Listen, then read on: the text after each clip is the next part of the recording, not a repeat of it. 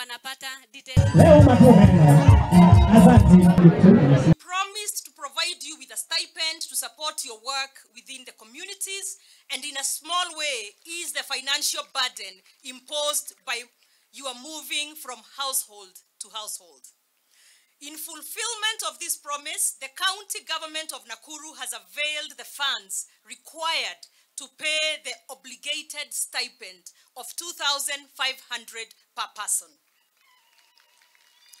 The total budget that my government has committed to the payment of this stipend is 99 million shillings per year. Excellency the President made a commitment to matching this stipend by providing a further 2,500 towards the CHP stipend. On the 7th of November 2023, I signed the Intergovernmental Participation Agreement with the national government. With that agreement, the national government will meet its end of the promise by availing a further 2,500 per CHP, bringing the total of the stipend to 5,000 shillings per month.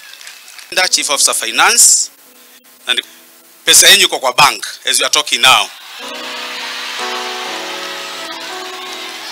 Kidogo samani kidogo tu. Samani kidogo.